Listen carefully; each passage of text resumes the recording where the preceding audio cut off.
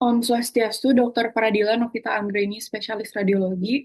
Perkenalkan kami dari kelompok 8, Angkatan 2020. Di sini kami akan mempresentasikan buku Learning Radiologi chapter 23 hingga 27.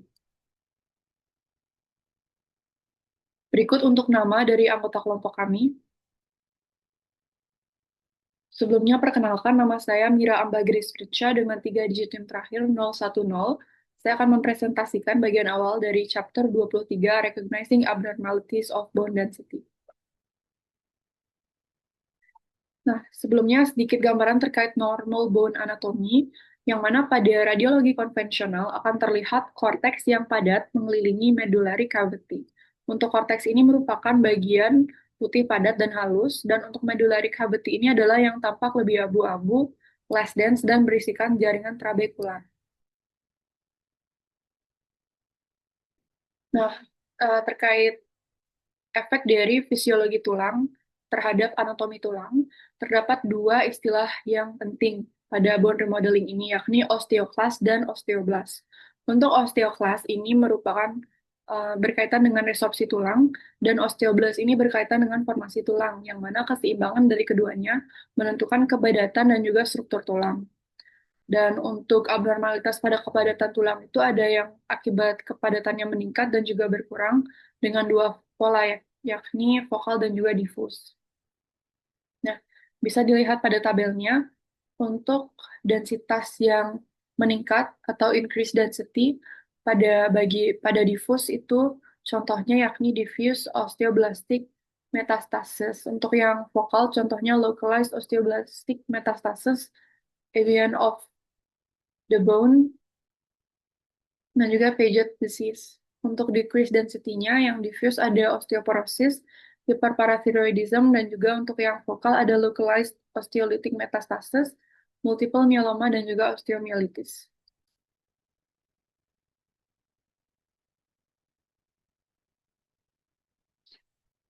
Untuk generalized atau diffuse increase in bone density, pada radiografi atau CT dia akan tampak sklerosis diffuse, yang mana untuk bagian trabekular tulang itu tampak menghilang atau samar karena medulanya terisi oleh proses osteoblastik dan gambarannya menjadi lebih putih merata.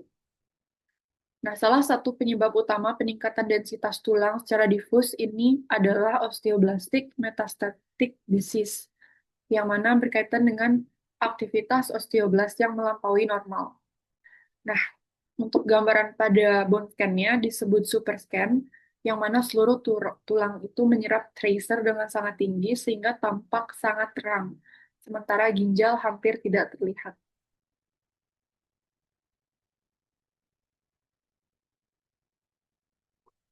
Untuk focal increase in bone density juga ada eh, contohnya karsinoma prostat yang merangsang aktivitas osteoblast. Di sini terjadi peningkatan densitas lokal. Untuk selanjutnya, contohnya ada avascular necrosis of the bone, yang mana terjadi kematian sel tulang akibat kekurangan suplai darah, yang pada tahap lanjut dapat berujung pada kolaps tulang. Untuk MRI paling sensitif untuk mendeteksi perubahan awal pada fatty marrow, yang mana terdapat penurunan sinyal pada T1.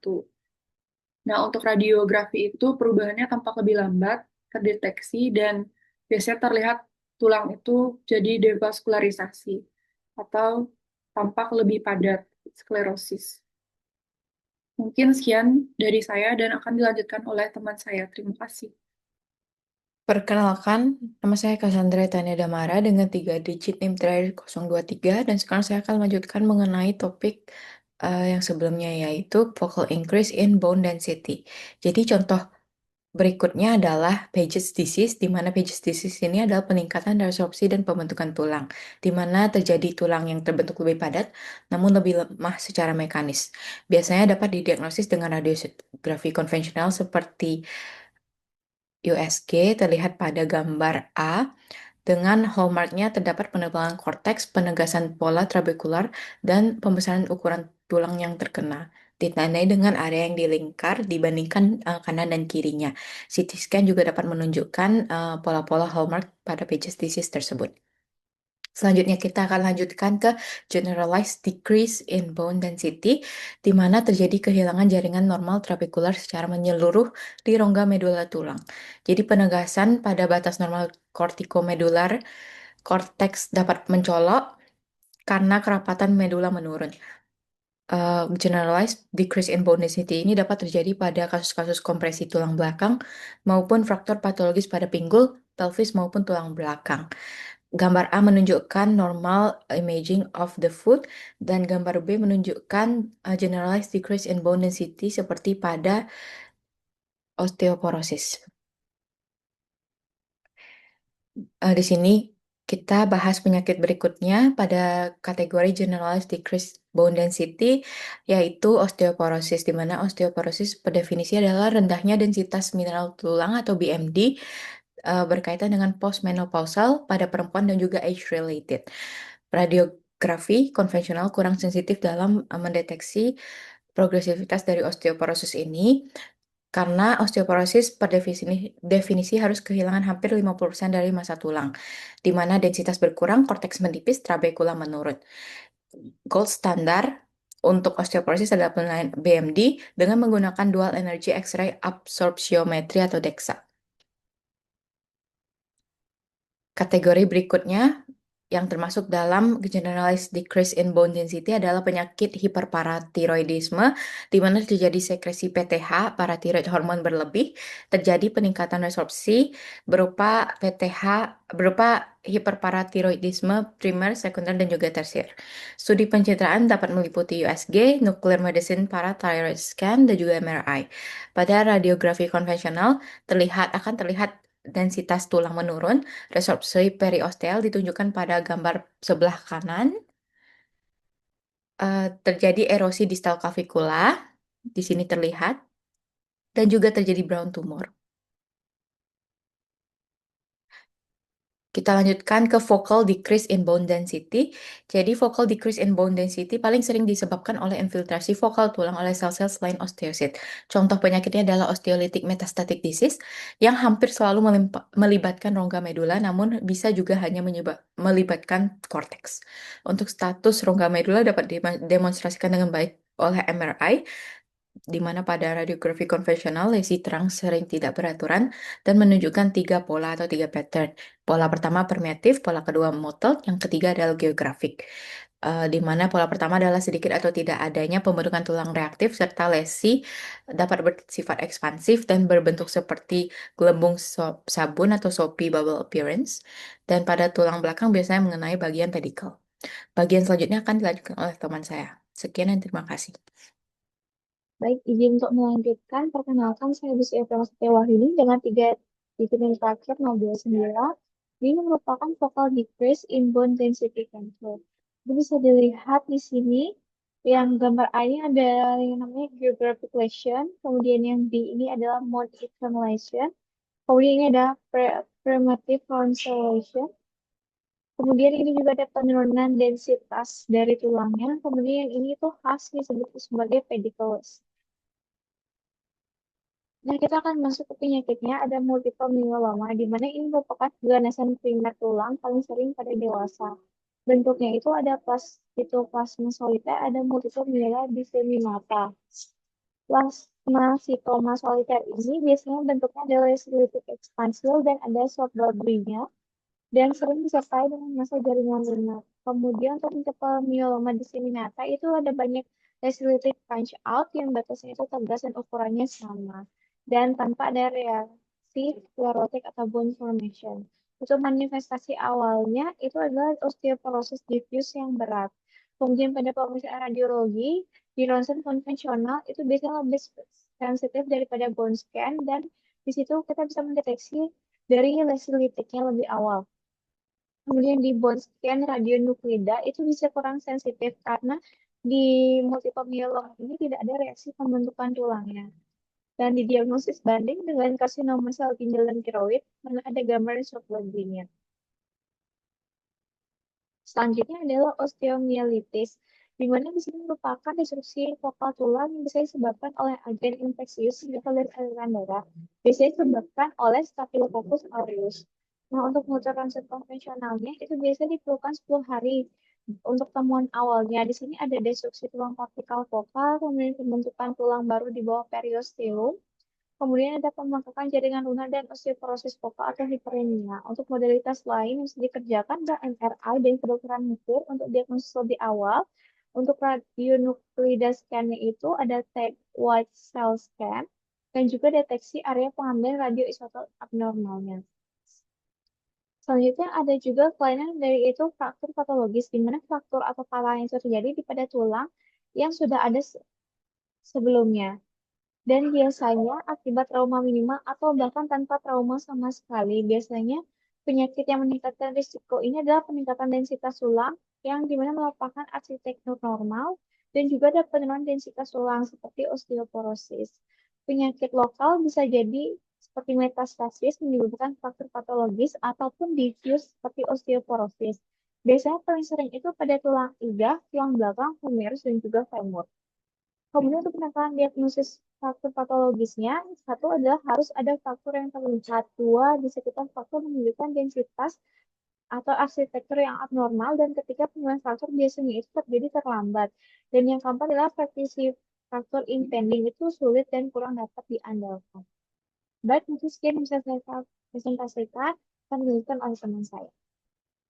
Saya Daniela Vanessa Kalista dengan 3 digit NIM terakhir 053 akan membawakan mengenai chapter 24 Recognizing Fractures and Dislocations. Jadi definisi fraktur itu bisa kita bagi menjadi beberapa jenis tergantung kontinuitas sebagian atau seluruh korteks tulang. Yang pertama adalah complete fracture, di mana kontinuitas korteks tulangnya itu terputus seluruhnya. Kemudian yang kedua ada incomplete fracture, ini di mana diskontinuitasnya itu hanya pada sebagian korteks saja. Ini dibagi lagi menjadi dua, yaitu fracture green stick dan juga fracture buckle. Kemudian ada pun karakteristik acute fracture itu ada 5. Dia terjadi secara tiba-tiba pada sebagian atau seluruh bagian korteks.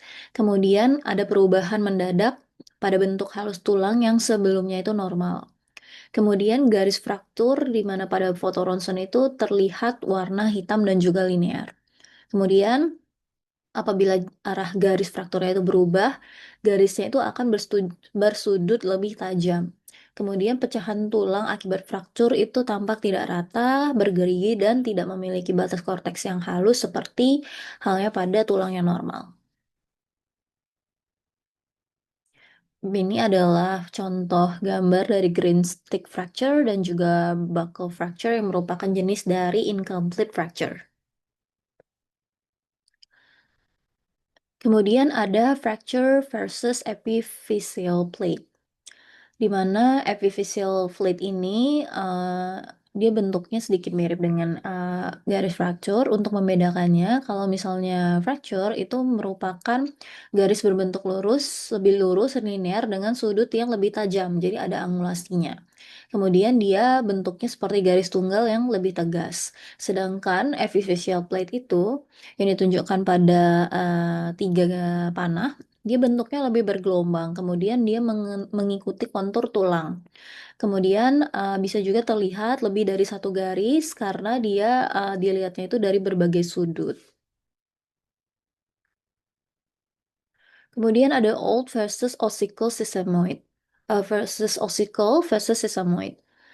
Yang pertama yang pada gambar A itu bisa kita lihat ada unhealed fracture fragments, di mana kondisi tulang yang mengalami fraktur namun tidak mengalami healing proses yang normal, meskipun dia sudah berlangsung lebih lama. Kemudian bentuknya itu memang sering menyerupai fracture. Yang kedua adalah ossicles accessory, di mana pusat ossifikasi tambahan pada epifisis atau apofisis yang dia ini tidak menyatu pada tulang induknya. Kemudian ada sesamoids. Sesamoids ini adalah tulang-tulang kecil yang dia itu terbentuk di dalam tendon. Kemudian recognizing dislocations and subluxations. Kalau dislokasi itu di mana kondisi ketika tulang-tulang membentuk suatu sendi yang tidak lagi berada posisi normalnya. Jadi dia satu sama lain tidak bersentuhan, di mana terjadi pada sendi bahu, lutut maupun panggul. Kemudian kalau subluxasi itu di mana tulang-tulang yang membentuk sendi itu masih sedikit bersentuhan, tapi dia tidak sejajar. Hanya terjadi pada sendi dan bisa kita lihat pada gambar yang ditunjukkan tanda panah putih, itu ada tulang humerus yang mengalami subluksasi secara inferior pada glenoid.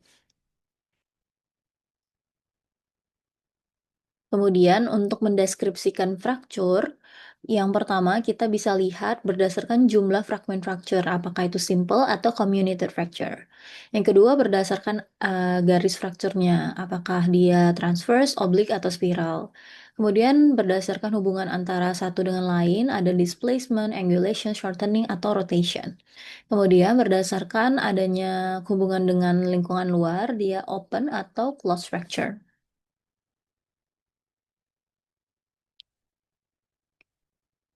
Kemudian berdasarkan jumlah fragmen tulang, seperti yang sudah dijelaskan tadi, kalau simple fracture itu dia hanya menghasilkan 2 fragmen saja.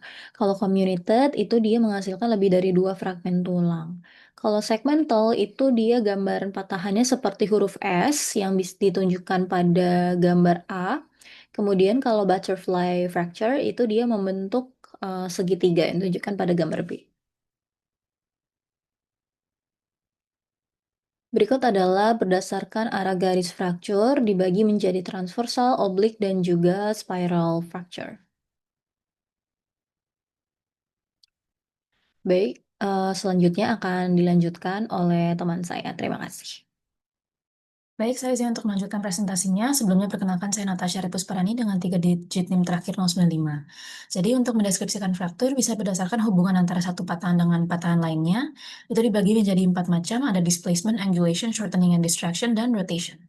Untuk displacement, dia merupakan suatu fraktur yang bagian distal terlihat offset atau front to back atau side to side dari bagian proksimal. Biasanya terdeskripsi dengan dalam bentuk persen atau pecahan. Untuk angulation, dia terdapat gambaran sudut antara fragmen proksimal dan distal. Untuk shortening, ada gambaran tumpang tindih antara dua fragmen dengan panjang tulang yang lebih pendek daripada yang normal. Kemudian untuk distraction adalah gambaran fragmen tulang yang menjauh dari satu sama lain. Dan untuk rotation adalah gambaran fraktur dan disertai dengan orientasi sendi pada salah satu ujung tulang yang patah. Ini merupakan gambarannya. Yang pertama adalah displacement, di mana bagian distal itu terlihat offset dari bagian yang proksimal. Kemudian ada angulation, itu bagian distal itu membentuk sudut terhadap garis yang normal. Kemudian untuk shortening, itu bagian distal dan proksimal dari fragmen patahan saling overlapping sehingga mengakibatkan menjadi pemendekan. Kemudian adanya distraction, di mana ada pada gambaran proksimal dan distal itu saling menjauh dari satu sama lain dan membentuk adanya celah. Selanjutnya ada yang gambaran rotation, di mana terjadinya perputaran dari sendi yang terlibat pada fragmen patahan, di mana pada gambar di sebelah kanan adalah gambaran fraktur kruris dengan adanya rotation ke arah lateral pada distal tibia dan ankle terhadap proksimal tibia. Selanjutnya untuk kita juga bisa mendeskripsikan fraktur berdasarkan ada atau tidaknya hubungan dengan atmosfer lingkungan luar. Dibagi menjadi 2 macam, ada fraktur terbuka atau open fracture dan fraktur tertutup atau closed fracture. Di mana untuk fraktur terbuka, dia adanya hubungan antara lingkungan luar dengan fragmen fraktur, dengan di sini adanya skin broken. Kemudian untuk fraktur tertutup, dia tidak adanya hubungan antara lingkungan luar dengan fragmen fraktur. Selanjutnya ada avulsion fracture, di mana dia merupakan fragmen fraktur atau disebut juga fragmen avulsi yang ditarik dari tulang induknya melalui tarikan tendon atau ligamen. Biasanya lebih sering terjadi pada usia muda, terutama pada yang athletics, dan sering dinamai sesuai dengan aktivitas yang menyebabkan terjadinya fraktur. Umumnya fragmen frakturnya itu kecil dan di lokasi yang terprediksi, dan dalam proses penyembuhan umumnya akan menimbulkan callus formation yang sering disalahartikan menjadi bone tumor. Ini merupakan gambaran avulsion fracture pada anterior superior iliacus spine, di mana merupakan lokasi insersi dari sartorius muscle. Selanjutnya terdapat stress fracture, di mana ini terjadi akibat dari berbagai mikrofraktur, di mana tulang-tulang mengalami gaya regangan dan gaya tekan yang berulang-ulang. Dia tidak terdiagnosis sampai terbentuk pembentukan tulang periosteal baru, dan pada kasus penyembuhan stress fracture pada cancellous bone atau spongy bone, itu akan terdapat gambaran sklerosis yang tipis dan dense pada medullary cavity. Lebih sering dilakukan radionuclide bone scan dibandingkan radiografi konvensional pada waktu 6 hingga 72 jam setelah cedera. Dan untuk lokasi yang paling tersering terjadinya stress fracture ini adalah pada shaft pada tulang panjang. Baik, selanjutnya akan dilanjutkan oleh teman saya. Ini saya izin untuk melanjutkan. Sebenarnya perkenalkan, saya Mutiara dengan 3 digit yang terakhir 104. Dan untuk faktor eponim, itu faktor yang dinamai sesuai dari penemunya. Jadi ada faktor Coles, faktor Smith. Untuk faktor Coles sendiri, dia faktor pada jari-jari distal dengan angulasi dorsal dari fragmen faktor radial distal. Itu biasanya akibat jatuh pada tangan yang terentang. Dari sini untuk gambarannya.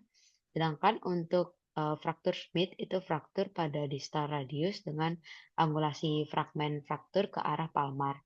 Jadi dia secara gampangnya itu kebalikan dari si fraktur Coles.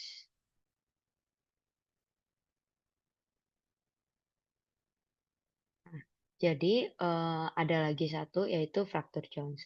Untuk fraktur ini adalah fraktur transfer pada base dari metatarsal 5 dengan jarak 1-2 cm dari tuberositasnya yang disebabkan oleh plantar fleksi kaki dan inversi pergelangan pada kaki. Fraktur Jones mungkin memerlukan waktu yang lebih lama untuk sembuh daripada fraktur avulsi yang lebih umum pada pangkal tulang metatarsal ke-5. Jadi seperti gambarnya. Jadi untuk beberapa fraktur atau dislokasi ini yang mudah terlewatkan itu ada salah satunya ada fraktur scaphoid atau navicular. Jadi fraktur pada tulang scaphoid ini yang ditandai dengan adanya hairline thin radiolucent. Jadi seperti tanda panahnya di sini. Selanjutnya itu ada supracondylar fraktur pada distal humerus pada anak-anak. Ini sering terjadi pada anak-anak, biasanya disertai dengan adanya displacement distal pada humerus.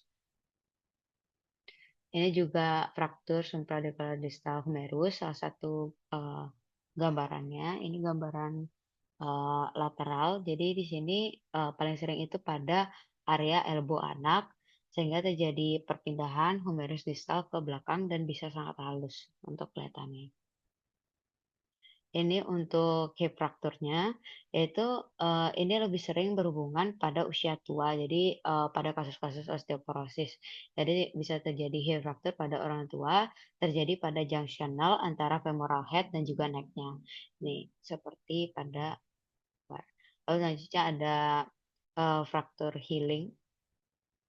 Jadi di sini dilanjutkan ada remodeling tulang dimulai sekitar 8 hingga 12 minggu setelah patah tulang karena kekuatan mekanisme sebagian mulai menyesuaikan tulang ke bentuk aslinya.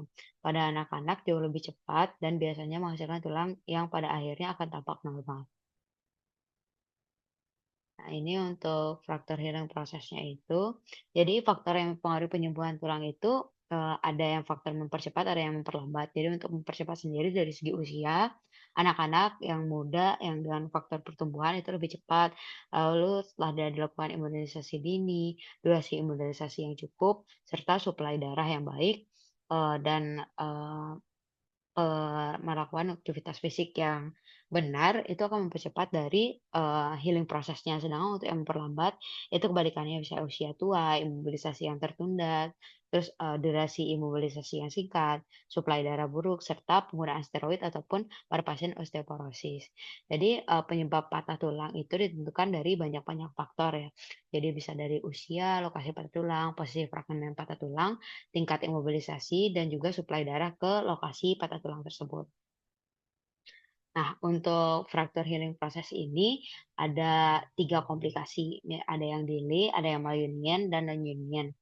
Kalau delay, dia terjadi lebih lambat dari waktu yang diperkirakan, tapi biasanya cenderung akan sembuh total. Sedangkan untuk Meionian, dia sembuh tapi berada pada posisi yang tidak bisa diterima secara mekanis maupun kosmetik. Sedangkan kalau non-Union, dia sembuh tapi tidak menyatu. Jadi di sini ada gambaran pseudoarthrosis yang lengkap dengan synovial lining. Sekian dari saya yang akan meningkatkan tema saya. Terima kasih. Baik, di sini saya izin melanjutkan mengenai chapter 25 yaitu Recognizing Joint Disease. Sebelumnya perkenalkan, nama saya Niputu Tasyairani dengan 3 digit terakhir 164. Bisa di next. Jadi di sini saya akan menjelaskan mengenai anatomi sendi, yang dimana di sini ada korteks aurtikular yang merupakan garis putih tipis yang terlihat pada radiografi konvensional, dan garis ini terletak di dalam kapsul sendi. Di mana korteks aurtikular ini biasanya ditutupi oleh tulang rawan hialin yang disebut dengan tulang rawan artikular, yang tepat di bawah korteks artikular terdapat lapisan tulang yang disebut tulang subkondral. Bisa dilihat dari gambar. Bisa di next. Selanjutnya di sini untuk radiografi konvensional atau ronsen, yang dimana menunjukkan kelainan pada korteks artikular, tulang subkondral. Namun di sini tidak dapat dilihat langsung membran sinovial, cairan sinovialnya, dan juga tulang rawan artikularnya. Di sini kelainan pada tulang rawan biasanya hanya terlihat secara tidak langsung dan pada tahap lanjut. Bisa dilihat pada gambar pada radiografi konvensional itu korteks artikular pada panah putih pekat dan tulang subkondral pada panah hitam pekat terlihat, tetapi tulang rawan dan cairan sinovialnya itu tidak terlihat, yang biasanya ditandai dengan panah putih putus-putus. Bisa di next. Selanjutnya untuk MRI sendiri, di sini biasanya dia lebih sensitif dan dapat memvisualisasikan secara langsung tulang rawannya, membran sinovialnya, dan cairan sinovialnya, yang dimana jaringan lunak dan juga dapat dilihat jaringan lunak di dalam dan juga di sekitar sendinya. Bisa di next. Selanjutnya untuk klasifikasi artritis, ini artritis hipertrofik, yang dimana ciri utamanya yaitu pembentukan tulang baru pada sendi yang terkena, dengan jenis perubahan tulangnya yaitu ada sklerosis subkondral dengan penebalan atau pengerasan tulang di bawah permukaan sendi, lalu ada osteofit yang dimana tonjolan tulang baru yang tumbuh di tepi sendi yang menyerupai taji tulang, dan di sini makna klinis ini merupakan respon tubuh terhadap stres mekanik atau kausan sendi seperti pada osteoartritis. Bisa di next. Lalu yang kedua ada artritis erosif, yang dimana ciri utamanya itu adanya peradangan aktif pada sendi, yang dimana terdapat perubahan tulang yaitu timbul erosi, dan erosi ini bersifat litik, dengan biasanya di sini menunjukkan adanya proses inflamasi kronis yang merusak seperti pada artritis reumatoid. Bisa di next. Selanjutnya ada artritis infeksius, yang dimana ciri utamanya adalah infeksi langsung pada sendi seperti septic artritis. Untuk gambaran khasnya di sini ada pembengkakan sendi akibat akumulasi cairan radang atau nanah, ada osteopenia lokal, ada kerusakan korteks tulang di dekat sendi terutama pada bagian bersentuhan langsung antar tulang, dan di sini dan ini merupakan adalah kondisi serius yang memerlukan penanganan karena bisa disebabkan oleh bakteri. Bisa di next. Lalu selanjutnya ada primary osteoarthritis, yang dimana di sini penyebab utamanya terjadi karena kerusakan atau degenerasi tulang rawan artikular, yang biasa penyebab utamanya adalah tekanan mekanis berulang atau kausan sendi yang terjadi secara bertahap, dan sendi yang paling sering terkena itu ada panggul, lutut, dan juga tangan. Bisa di next.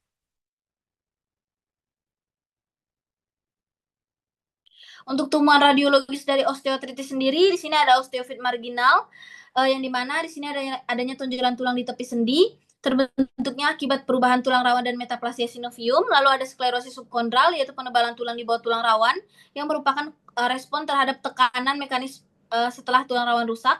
Lalu ada kista subkondral, yang dimana rongga berisi cairan di bawah permukaan sendi, yang biasanya disebabkan oleh impaksi, nekrosis tulang, atau masuknya cairan sinovial. Lalu selanjutnya ada penyempitan ruang sendi dan yang dimana terlihat pada semua bentuk radang sendi. Bisa di next.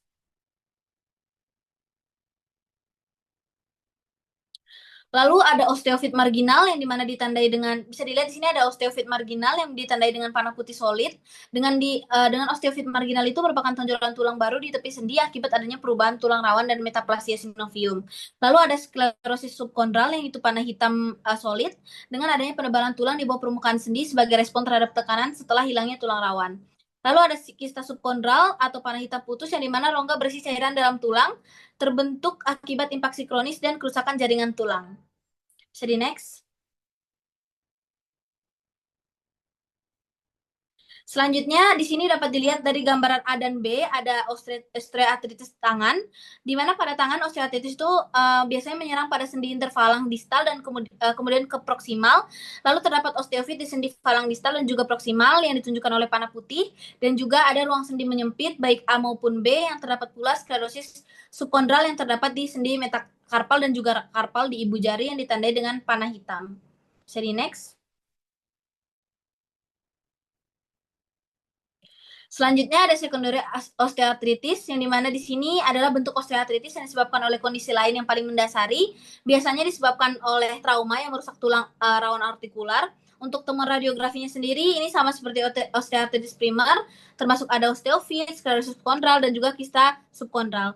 Penyebabnya biasanya trauma, infeksi, avaskular nekrosis, rheumatoid arthritis, dan kalsium pyrophosphate deposit disease. Bisa di next.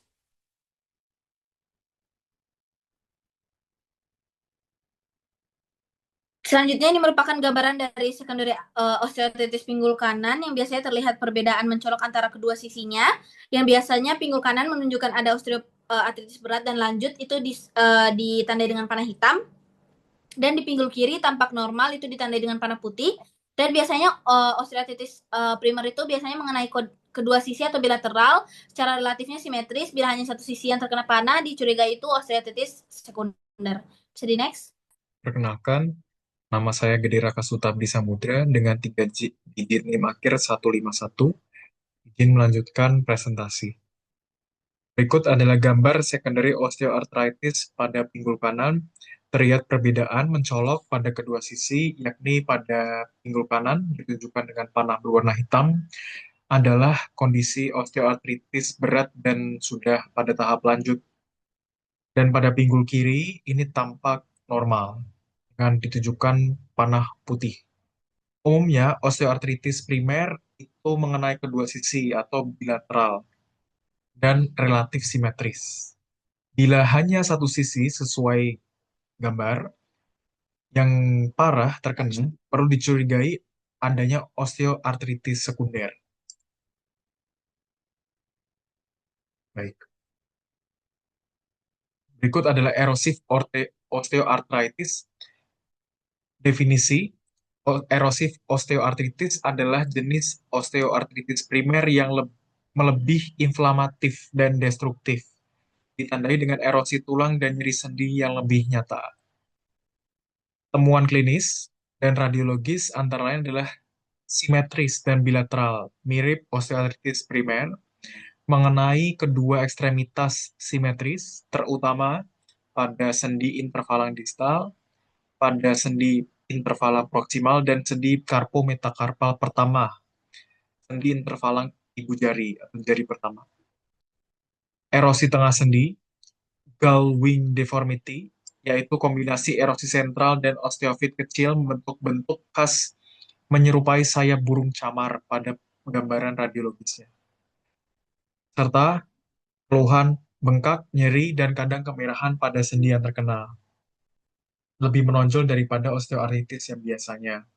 Nah, berikut gambaran erosif osteoartritis, di mana erosi letaknya di bagian tengah sendi, ditunjukkan pada panah hitam, dan dikombinasikan dengan osteofit kecil yang terkait dengan penyakit. Ini ada panah putih, osteofit kecil, dan disebut dengan deformitas sayap camar. Berikut Charcot-arthropathy atau neuropathic joint. Etiologinya adalah kehilangan sensasi neuropati dan gangguan otonom yang menyebabkan fraktur mikro berulang karena tidak adanya rasa sakit, ya sudah neuropati, serta adanya hiperemia atau aliran darah yang berlebihan sehingga memicu resorpsi tulang dan terjadilah fragmentasi tulang dan destruksi sendi. Sekitar 75% pasien tetap merasakan nyeri, tetapi tidak sebanding dengan tingkat kerusakan yang terlihat. Dan ciri lain adalah pembengkakan jaringan lunak di sekitar sendi, lokasi tersering pada ekstremitas bawah, terutama pada bagian manus dan pergelangan kaki. Berikut gambar artropati Charcot pada lutut, di mana terjadi fragmentasi tulang yang ditunjukkan dengan panah putih, dan terlihat pecahan tulang kecil di dalam dan sekitar kapsul sendi akibat fraktur mikro berulang. Kerusakan ruang sendi ditandai dengan panah hitam, bentuk dan lebar ruang sendi menjadi tidak normal, menandakan kerusakan sendi yang berat dan progresif. Berikut kalsium pyrophosphate deposition disease atau pyrophosphate arthropathy, di mana jenis arthropathy ini disebabkan oleh pengendapan kristal kalsium pirofosfat dihidrat di dalam dan di sekitar sendi. Lokasi tersering adalah tulang rawan hialin, tulang rawan fibrosa, terutama pada meniskus lutut. Tulang rawan fibrosa segitiga di pergelangan tangan, dan untuk CPPD, ya, penyakit ini itu sering disamakan dengan gout atau asam urat, tetapi disebabkan oleh kristal yang berbeda dan cenderung terjadi pada sendi besar dengan kalsifikasi kartilago yang khas pada pencitraan. Terminologi lain dari penyakit ini adalah kondrokalsinosis, pseudogout, dan pyrophosphate arthropathy. Baik, berikut gambar kondrokalsinosis atau CPPD, di mana klasifikasi tulang rawan artikular atau fibrokartilago ditunjukkan pada panah putih, sering ditemukan pada lansia, lebih dari 50% kasus, dan usia lebih dari 85 tahun. Umumnya asimptomatik, dan jika disertai nyeri akut, kemerahan, bengkak, dan keterbatasan gerak, disebut pseudogout akibat peradangan kristal kalsium pirofosfat. Berikut untuk gambaran A, tangan, ya, di mana terjadi ekskresi tulang berbentuk kait pada kepala metakarpal kedua dan ketiga. Ini, tandai panah putih. Ini khas untuk CPPD. Dan penyempitan sendi radiokarpal dengan panah hitam menunjukkan kerusakan sendi akibat deposisi kristal. Untuk gambar B, pada pergelangan tangan terjadi kalsifikasi fibrokartilago segitiga pada panah putih. Ini mendukung diagnosis CPPD dan terjadi disosiasi scafolunat, yaitu terlihat pemisahan antara scaphoid dan lunatum, S dan L. Jadi pemisahan ditandai dengan panah hitam. Kemudian terjadi kolaps kapitat atau C ke arah radius. Radius disebut dengan SLAC atau Scafolunat Advance Collapse, menunjukkan kerusakan sendi kronis akibat instabilitas. Berikut erosif artritis. Jadi erosif artritis umumnya dihubungkan dengan peradangan dan proliferasi sinovial atau panus formation yang ikut dalam pembentukan lesi litik pada sekitar sendi kecil. Panus sendiri merupakan pembesaran jaringan sinovial yang mampu menyebabkan erosi marginal pada sekitar tulang lawan atau tulang di bawahnya. Dan penyebab dari erosif artritis ini pada box atau pada tabel antaranya adalah rheumatoid arthritis, gout, psoriatic arthritis, ankylosing spondylitis, ya, dan lain-lain.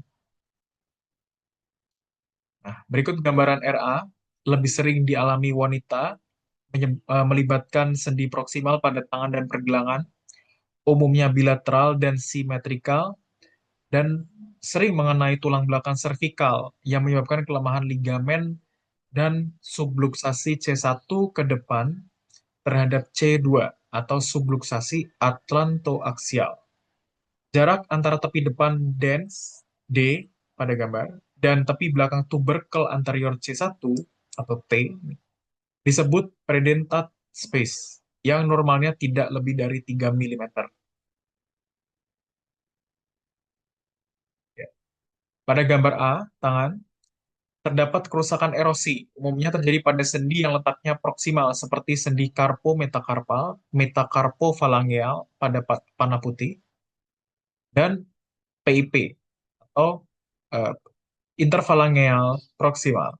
Pada tahap lanjut, terjadi deformitas tangan seperti deviasi ulnar, subluksasi sendi, MCP, dan kelemahan ligamentum. Untuk gambar B, terjadi erosi pada karpal, panah putus-putus berwarna putih, ya. Stiloid ulnar, panah solid berwarna putih, dan penyempitan ruang sendi radiokarpal, panah solid berwarna hitam. Baik, yang presentasi dari saya. berikutnya akan dilanjutkan oleh teman saya. Terima kasih.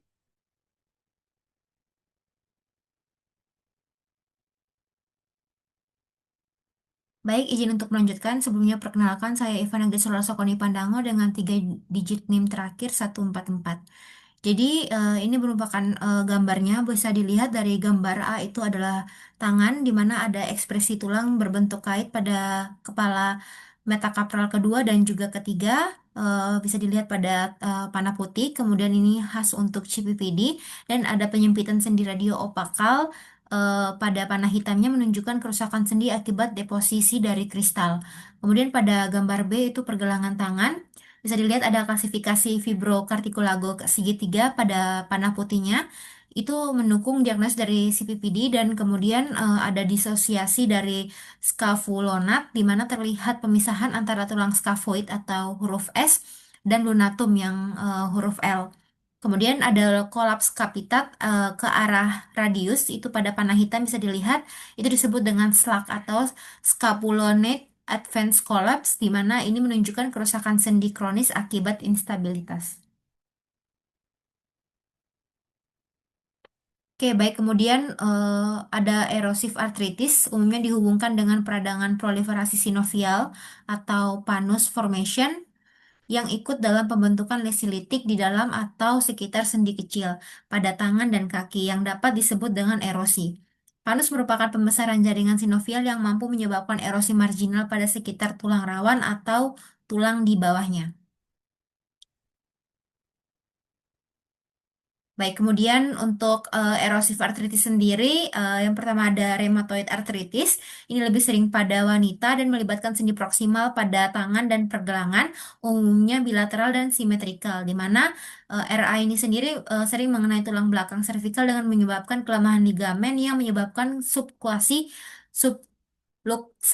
C1 ke depan dan terhadap C2 atau subluxasi antlotoaksial, di mana jarak antara tepi depan dens atau yang huruf D itu dan tepi belakang tubercle anterior C1 atau yang huruf T itu disebut dengan perdentes space yang normalnya tidak lebih dari 3 mm.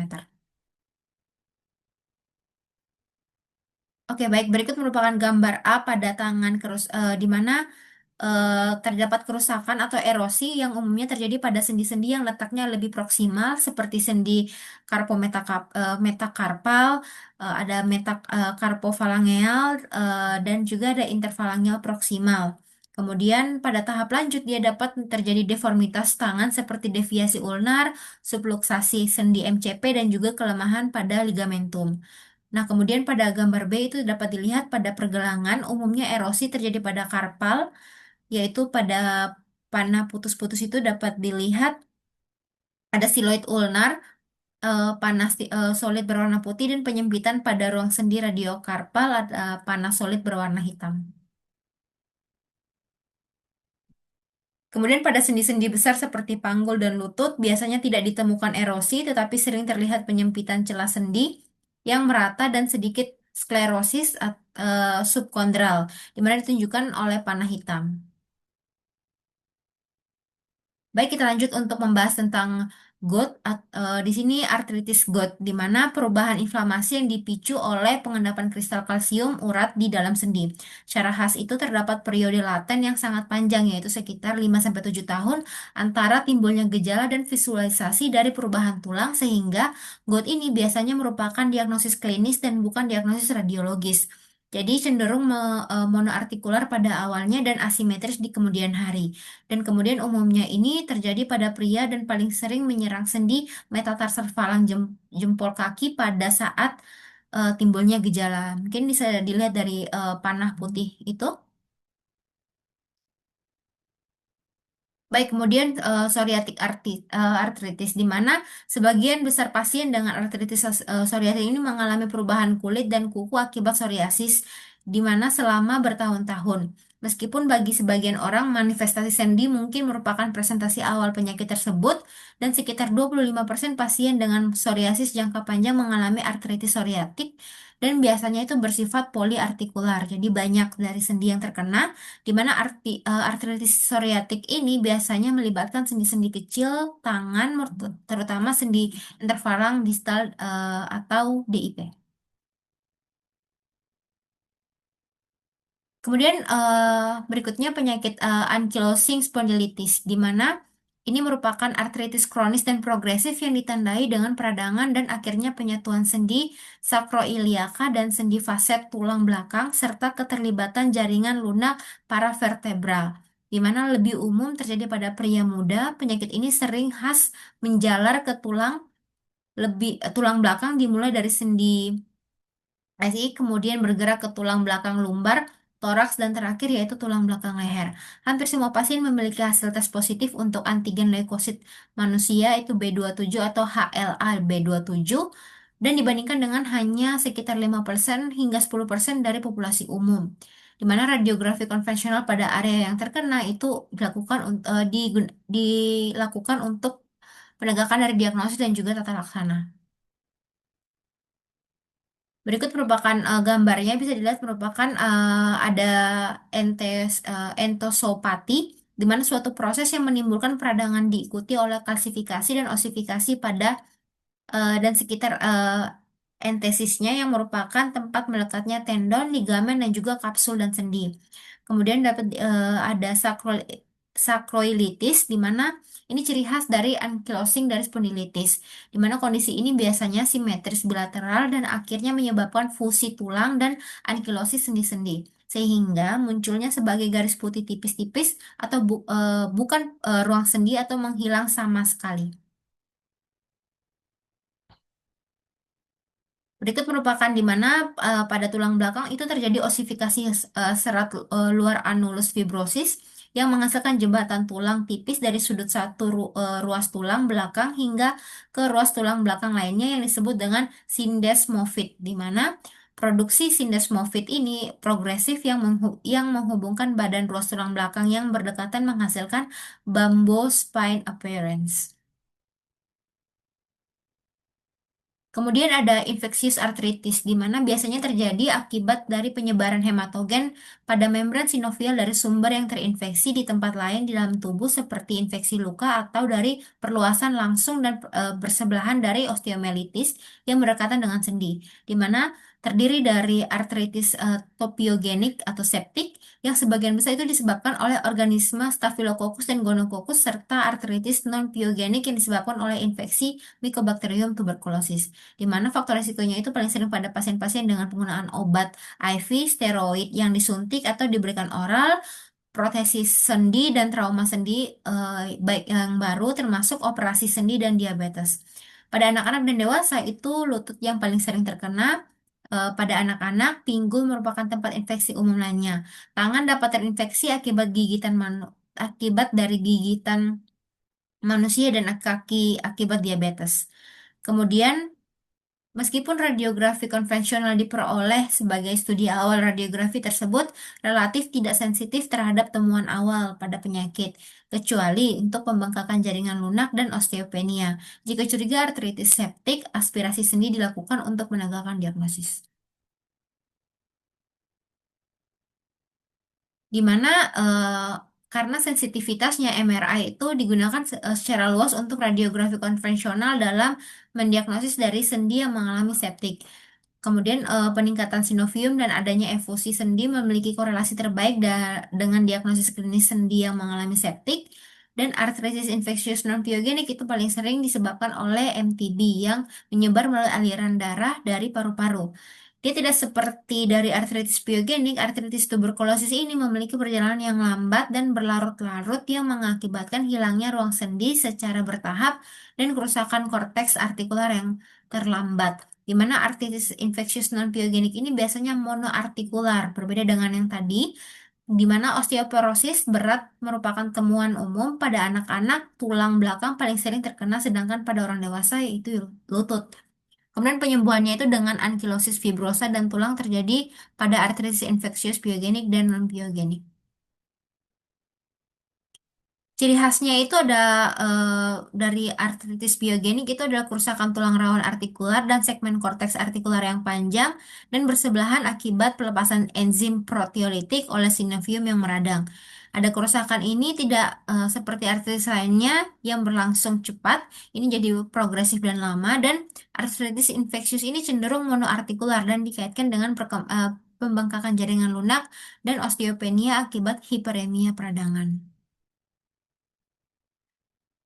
Baik, mungkin selanjutnya akan dilanjutkan oleh teman saya. Terima kasih. Kenalkan, nama saya Niputu Primarita Anyeswari dengan 3 digit NIM terakhir 178. Di sini saya izin menjelaskan mengenai chapter 26. Berikut ini adalah modalitas dari leher dan back pain. Yang pertama dari radiologi konvensional merupakan pemeriksaan awal, cepat, murah, dan bisa portable, baik untuk melihat anatomi tulang dan bisa digunakan untuk screening awal trauma spinal. Namun keterbatasannya tidak menampilkan jaringan lunak secara jelas dan menggunakan radiasi ionisasi. Selanjutnya yang kedua yaitu MRI, mana ini merupakan pilihan utama untuk penyakit vertebra. Tampilannya multiplanar tanpa adanya radiasi. Bisa melihat bagian superior dari tulangnya, yaitu dari sumsum tulang, medula spinalis, dan diskus intervertebralis. Namun keterbatasannya mahal dan belum tersebar luas. Tidak bisa pada pasien dengan pacemaker atau alat pacu jantung dan material yang bersifat magnetik. Waktu pemeriksaannya juga lama dan juga tidak bisa digunakan pada pasien klaustrofobia atau takut ruangan sempit. Selanjutnya modalitasnya yaitu CT scan, di mana merupakan reformat gambarnya itu multiplanar yang bisa mengevaluasi jaringan lunak tambahan. Bisa menggantikan radiografi konvensional pada kasus beberapa trauma spine. Bisa juga mendeteksi lesi tulang yang tersembunyi dan evaluasi abnormalitas jaringan tulang yang tidak bisa dicek di radio konvensional dan tidak dapat melakukan MRI. Selanjutnya, ini ada gambaran normal spine, ada 7 cervical, 12 thoracal, 5 lumbar, dan 5 sacrum. Untuk komponennya dari corpus vertebra ada cancellous bone dan bone marrow. Untuk elemen posteriornya ada pedicle, lamina, facet, processus transversal, dan processus spinosus. Karakteristik dari cranial 3 sampai lumbar 5 pada vertebra, yang pertama dari body vertebranya bentuknya kotak, tinggi anteroposteriornya sama. Untuk implantnya, vertebra itu berdekatannya sejajar. Yang ketiga yaitu facet sendi dilapisi oleh kartilago, yang mana ini merupakan sendi sinovial, dan setiap korpus ini mempunyai 2 pedicle ovoid, kanan maupun yang kiri. Nah, jika pedicle L5-nya ini sulit dievaluasi, ada kemungkinan lordosis pada lumbar. Selanjutnya ada cervical awkward lines, yang mana 3 garis sejajar yang halus dan kontinu. Jika 3 garis ini bergeser atau tidak teratur, ada indikasi dislokasi atau fraktur. Yang mana jenisnya pertama ada spinolaminar line, yang mana adalah sambungan lamina dan processus spinosus. Dan yang kedua yaitu posterior vertebral line, yang mana merupakan tepi posterior dari corpus vertebra, dan anterior vertebral line bagian anteriornya corpus vertebra. Selanjutnya ada Scuti dot, yang mana lumbal oblique radiografi yang membentuk bayangan menyerupai anjing Scuti. Bisa juga digunakan untuk evaluasi pars intercularis untuk diagnosis spondylosis. Berikut ini adalah gambar dari radiografinya. Yang gambar A ini gambaran vertebra yang normal, yang tipikal. Yang B ini pedicle. Jika yang di L5 sulit dievaluasi berarti ada lordosis. Kalau yang C itu dia ada spinal canal atau tempat alirannya saraf. Yang bagian T ini transverse process, dan S ini spinosus process. Selanjutnya ada komponen dari interfibral disc-nya. Ada nucleus pulposus dan annulus fibrosus. Kalau nucleus pulposus ini ada gelatinous dan posterior. Kalau annulusnya ada serat fibrokartilago di dalam dan serat kartilago sarpi di luar. Ada disc space height atau tingginya dari spesies disc itu sendiri. Untuk cervical biasanya relatif sama. Kalau thoracal sedikit lebih rendah dibanding cervical, namun seragam. Lumbal itu kecenderungan makin ke bawah, makin meningkat, kecuali L5 sampai S1, yang mana ini setara atau sedikit lebih rendah dari L4 sampai L5. Berikut ini adalah gambaran normal Scudidopnya di bagian lateral kiri. Selanjutnya ada spinal cord dan spinal nerve yang tadi dihubungkan dengan DC ini, spinal kanal ini. Ada medula oblongata yang mana ini berasal dari medula oblongata yang berakhir di vertebra L1 sampai L2 sebagai conus medularis. Di bawahnya terdapat cauda equina yang mana kumpulan akar saraf spinal yang memanjang ke bawah. Berikutnya ada foramen neuralnya, ada saraf spinal, pembuluh darah, dan jaringan lemak. Untuk penomoran saraf spinal, dari C1 sampai C7 keluar dari atas vertebra yang sesuai. Kalau C8 itu keluar di antara C7 dan T1. Kalau T1 ke bawah ini keluar di bawah vertebra yang sesuai untuk penomoran saraf spinalnya. Oke, ini ada ligamennya. Ligamentum longitudinal anterior ini menghubungkan permukaan anterior corpus vertebra. Kalau longitudinal posterior itu menghubungkan permukaan posteriornya. Ligamentum flavum itu menghubungkan di posterior kanal tulang belakang. Interspinosa ini menghubungkan antara processus spinosus dan ligamentum supraspinosa ini tips dari processus spinosus. Berikut ini adalah tampilan MRI normal dari spine dari sagittal T1 bagi tulang belakang ini. Untuk anatomi dan struktur detailnya bisa melihat korpus vertebra, sinyalnya terang atau tinggi. Diskus intervertebralis sinyalnya lebih rendah, yang mana yang D ini diskus vertebralisnya. Korpus vertebra ini yang bagian warna putihnya. Untuk CSF-nya sinyalnya rendah atau gelap di sini. Di sini adalah CSF-nya. Selanjutnya untuk pemeriksaan T2 pada tulang belakang ini untuk patologi, bisa berupa udim atau inflamasi. Kalau ada patologi yang C ini, yaitu CSF ini bisa lebih tinggi atau terang. Dan korpus vertebra ini lebih gelap dibandingkan diskus. Dan tulang kortikalnya gelap semua sekuens. Selanjutnya, pada penyeri punggung terdapat beberapa penyebab nyeri punggung. Antara lain, ada regangan otot dan ligamen, ada herniasi diskus intervertebralis, ada degenerasi diskus intervertebralis, artritis yang melibatkan sendi sinovia pada tulang belakang, fraktur kompresi yang biasanya diakibatkan dari osteoporosis, trauma pada tulang belakang, keganasan, dan infeksi.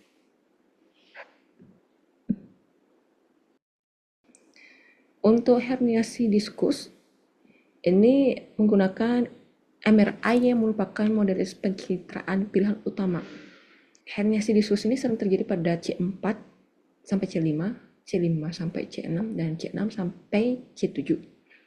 Mayoritas itu terjadi pada 3 segmen lumbal bawah, yaitu L3, L4, L4, L5. Yang mana ini paling sering, dan L5 sampai S1. Lebih dari 60% herniasi terjadi secara posterolateral, mengarah keluar dan belakang, di mana lokasi herniasi menentukan manifestasi klinis. Jika lokasi herniasinya di kiri, berarti kemungkinan sakitnya ada di kiri juga. Seperti itu. Tergantung pada akar sarafnya juga bagaimana. Degenerasi serabut annulus fibrosus atau trauma dapat menyebabkan kerusakan pada serabut tersebut, memungkinkan materi diskus menonjol keluar yang dapat disertai atau tidak disertai dengan nyeri punggung. Jika serabut annulus fibrosisnya robek, maka nukleus pulposus dapat herniasi. Umumnya ini yang tadi sebagian besar terjadi ke arah posterolateral melalui area yang melemah dari ligamen longitudinal posterior. Herniasi diskus Selain MRI bisa juga melalui CT scan, yang mana CT scan ini mampu memperlihatkan materi diskus yang menekan akar saraf atau saccus thecalis-nya.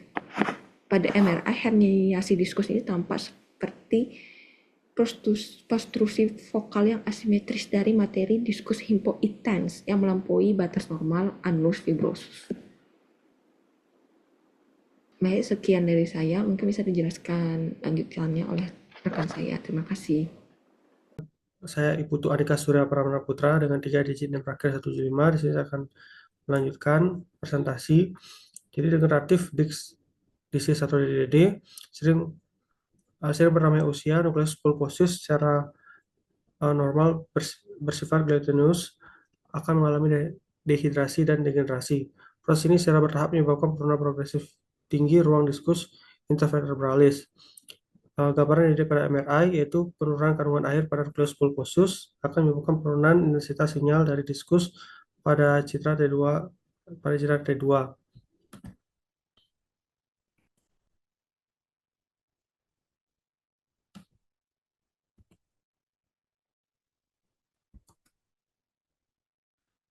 di mana pada DDD pada radiografi konvensional terlihat penyempitan ruang diskus disertai perubahan pada korpus vertebra. Plat ujung NP dari vertebra yang berdekatan dapat mengalami sklerosis. Kemudian terbentuk osfit kecil dan umumnya terdapat degenerasi annulus fibrosus bagian luar yang memicu pembentukan osteofit marginal berukuran besar pada plat ujung. Kemudian lanjut osteoarthritis of facet joint. The facet joint true joint karena memiliki tulang rawan, lapisan sinovial dan cairan sinovial. Pada tulang belakang leher, osteofit berkembang pada sendi uncoverable dapat menghasilkan tonjolan tulang ke dalam foramen saraf yang biasanya berbentuk oval, divisualisasikan pada radiografi konvensional yang diambil dalam proyeksi miring. Biasanya terdapat hubungan yang kompleks antara penyakit diskus degeneratif dan artritis facet, sehingga keduanya sering terjadi bersamaan.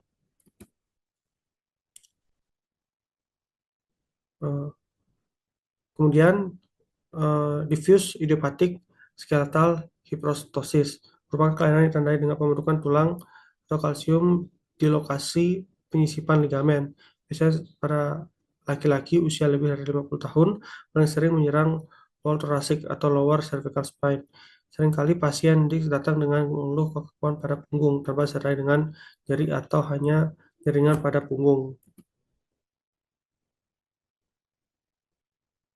Kemudian diffuse idiopathic skeletal hyperostosis. Dis dimanifestasikan oleh kalsifikasi atau ossifikasi yang tebal atau mengalir pada ligamen longitudinal anterior atau kadang posterior. Ossifikasi ini divisualisasikan sepanjang aspek anterior atau anterolateral dari setidaknya 4 para vertebra yang bersebelahan, tidak seperti penyakit diskus degeneratif dan terlihat sedikit terpisah dari vertebra. Ossifikasi pada ligamen longitudinal posterior terjadi pada dis dan baik divisualisasikan pada CT dan MRI pada radiografi konvensional. Hal ini dapat menyebabkan kompresi sumsum tulang belakang, terutama pada tulang belakang leher akibat penyempitan kanal tulang belakang. Kemudian ada spinal stenosis.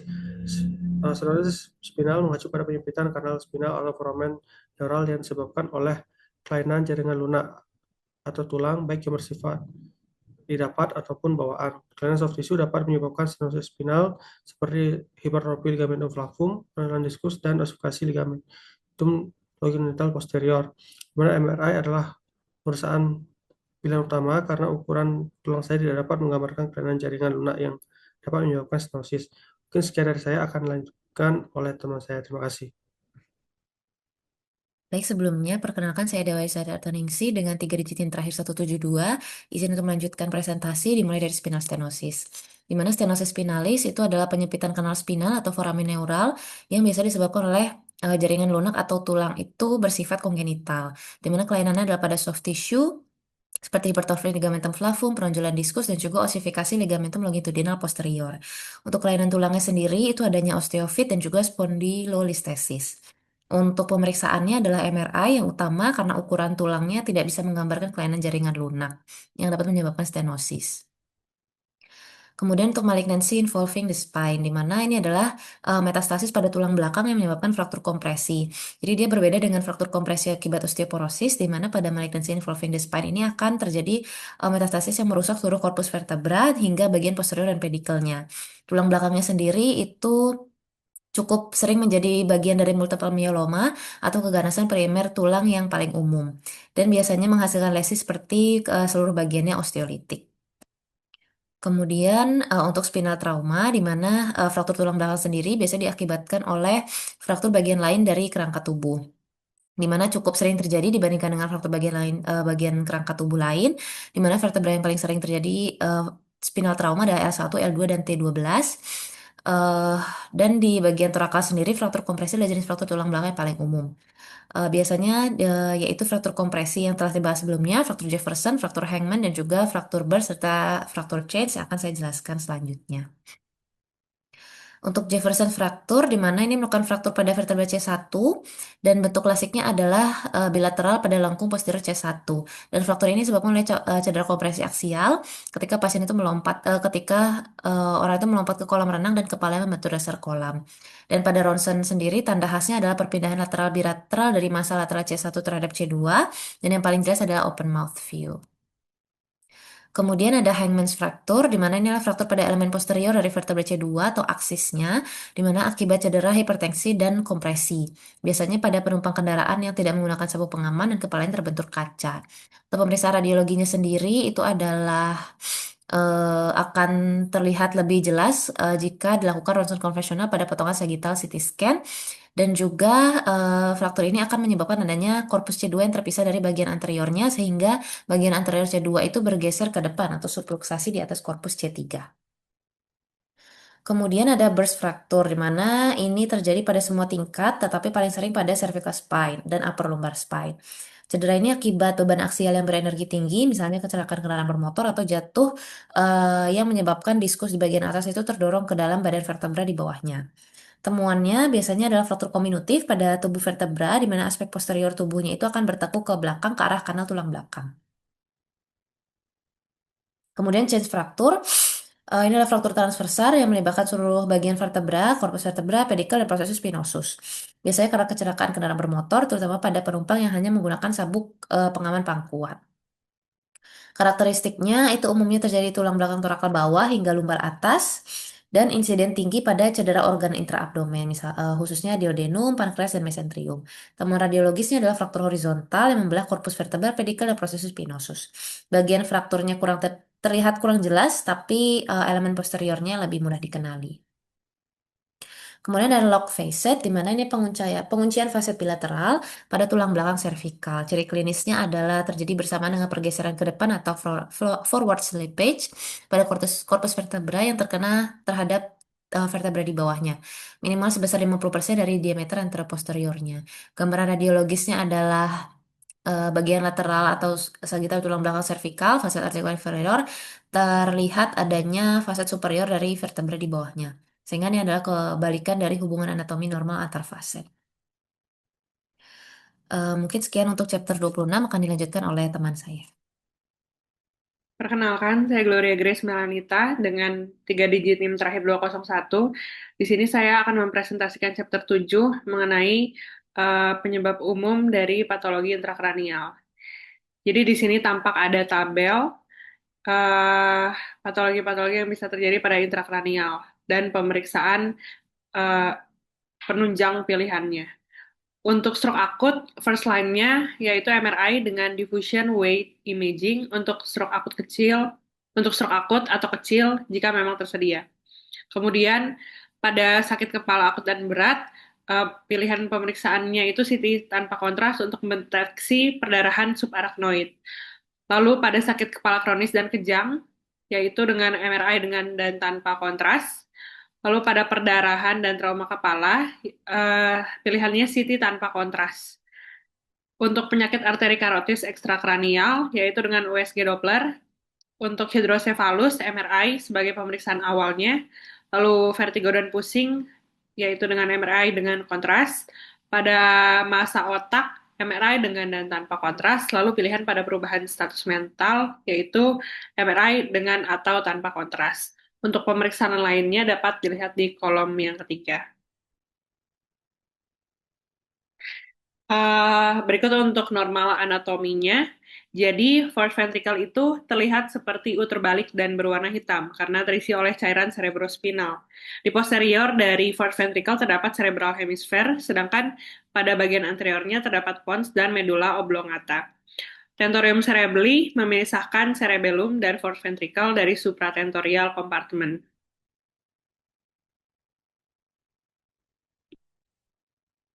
Untuk interpendicular cistern terletak pada midbrain dan memisahkan peduncle cerebral.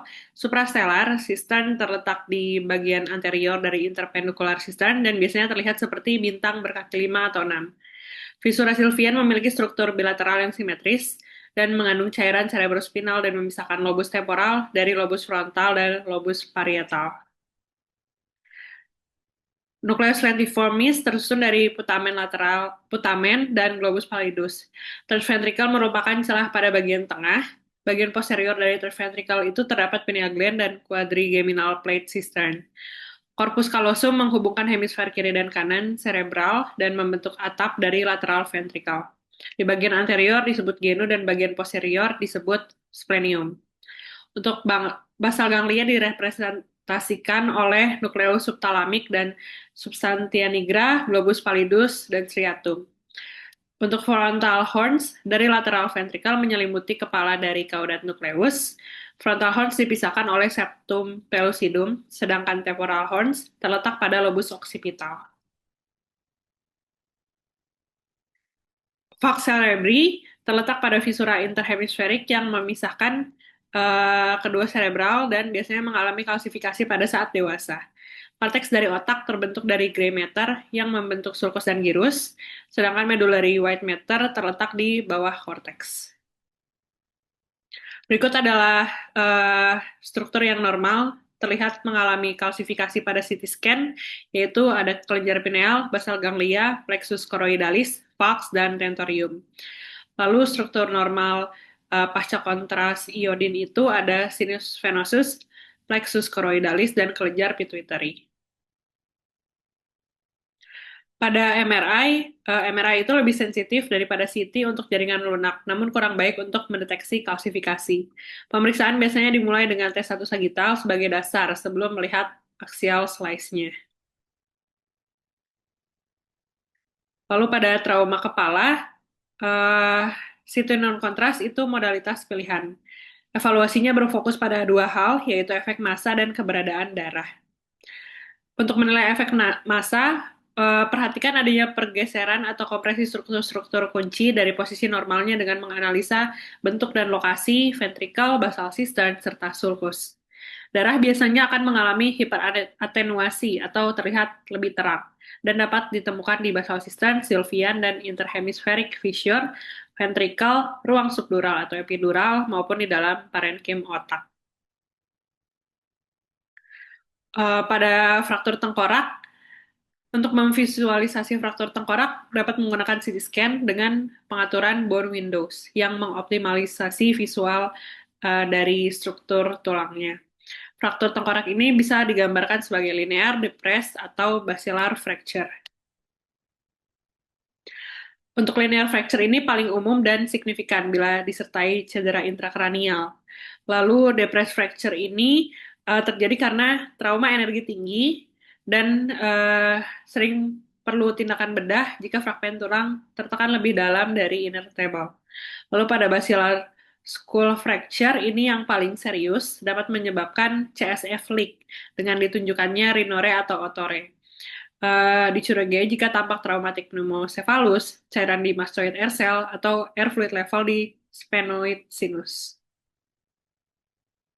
Berikut adalah contoh depressed dan basilar fracture, di mana tampak depressed fracture di parietal kanan, serta contoh basilar fracture dengan cairan di mastoid air cell dan pneumocephalus, menandakan kemungkinan robekan dura. Slide selanjutnya akan dijelaskan oleh rekan saya. Terima kasih. Perkenalkan, nama saya Yusufina Gasletaci dengan NIM 203. Izin untuk melanjutkan penjelasan ke trauma kepala fraktur facialis. Jadi CT adalah modalitas pilihan untuk mengevaluasi pada fraktur pada wajah. Faktor orbita yang paling sering adalah blowout fracture yang disebabkan oleh direct impact pada orbita. Benturan ini menyebabkan peningkatan mendadak dari tekanan intraorbital sehingga terjadi fraktur pada inferior orbital floor atau pada medial wall orbita. Kadang inferior rectus muscle juga dapat terjebak di celah fraktur sehingga dapat membatasi pergerakan pandangan ke atas dan dapat menyebabkan diplopia. Selanjutnya adalah tripod fracture. Ini biasanya disebabkan oleh blunt force pada VP. Ini cukup sering terjadi dan melibatkan pemisahan zygomatic bone dari bagian wajah lainnya melalui pemisahan dari frontal zygomatic suture, fraktur pada floor of the orbit, dan juga fraktur pada lateral wall dari ipsilateral maxillaris ini. Yang berikutnya adalah intracranial hemorrhage. Yang pertama adalah epidural atau extradural hematoma, yakni perdarahan pada epidural space, dan mekanisme adalah cedera pada middle meningeal artery atau vena akibat dari trauma tumpul. Normalnya epidural tergabung dengan cavarium. Jadi epidural hematom tidak mungkin melewati sutura. Kalau epidural hematom bisa melewati sutura. Dan juga epidural hematom bisa melewati tentorium, sedangkan subdural hematom tidak bisa melewati tentorium. Untuk lesi massa adalah high density ekstraaksial dan berbentuk biconvex atau seperti lensa yang ditemukan sering pada regiotemporal parietal otak. Lalu ada subdural hematoma lebih sering daripada EDH dan akibat dari decelerating injury yang menyebabkan kerusakan stretch torn pada bridging vein sehingga darahnya bocor ke subdural space. Akut SDH seringkali menandakan cedera parenkim otak yang lebih parah dengan kondisi peningkatan tekanan intrakranial dan dikaitkan dengan angka mobilitas yang tinggi. Untuk lesinya, yakni yang di gambar pertama itu tampak dia berbentuk bulan sabit atau crescent shape berisi darah high density. Lalu seiring menjadi subakut, subdural hematoma menjadi kurang padat dan bisa memiliki densitas yang sama atau isodense dengan jaringan otak normal. Lalu pada kronik subdural hematoma atau lebih dari 3 minggu, itu biasanya berdensitas rendah atau low density dibandingkan dengan jaringan otak sekitar. Lalu yang berikutnya adalah intracerebral hematoma. Selain karena trauma bisa akibat ruptur aneurisma, ateroma, atau vaskulitis. Ada istilah COP injury dan juga counter COP injury. COP injury point of impact akibat robekan pembuluh darah intracerebral, sedangkan counter COP injury opposite point dari impact akibat decelerating injury. Kedua mekanisme ini menyebabkan cerebral contusion. Hasil CT scan bisa berubah seiring waktu dan mungkin tidak terlihat pada pemeriksaan awal. Lalu ada diffuse axonal injury, itu menyebabkan prolong setelah trauma kepala, sehingga menyebabkan prognosis yang buruk. Decelerating injury mencederai akson secara diffuse dan menimbulkan momen tidak sadar saat kecelakaan. Corpus callosum adalah bagian yang paling sering terkenal, dan juga MRI merupakan gold standard. Lalu berikutnya adalah stroke yang dibagi menjadi dua, yakni stroke ischemic dan juga stroke hemorrhagic. Untuk stroke ischemic sendiri disebabkan oleh tromboemboli. Sumber embolinya dapat berasal dari serpihan ateromotosa, stenosis arteri, dan oklusi atau dari emboli yang timbul dari sisi jantung. Lalu berikutnya adalah stroke hemorrhagic dikaitkan dengan hipertensi. 60% hipertensi hemorrhagic terjadi pada basal ganglia. Perdarahan terjadi pada sekitar 15% kasus stroke, dan perdarahan dikaitkan dengan mobilitas atau mobilitas yang tinggi daripada pada stroke ischemic. Lalu berikutnya ada ruptur aneurisma, paling sering adalah Barry aneurysm, yakni aneurisma akibat kelemahan kongenital dari dinding arteri pada percabangan circle of Lewis. Tujuan sebenarnya imaging adalah untuk menemukan aneurisma sebelum ruptur dan perdarahan. Menggunakan CTA, MRI, darah aneurisma akan memasuki subarachnoid space.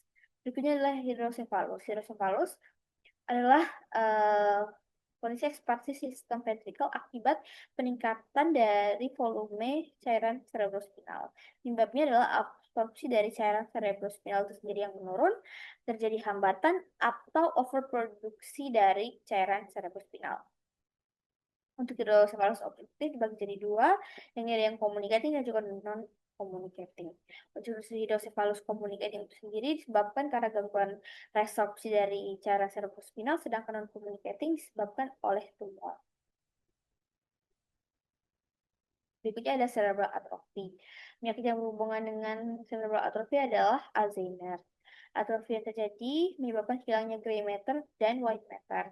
Temuan utama pada Alzheimer adalah atrofi cortical diffuse, terutama pada lobus bagian temporal, dan secara umum atrofi cerebral menyebabkan pembesaran ventrikel dan sulcus yang proporsional.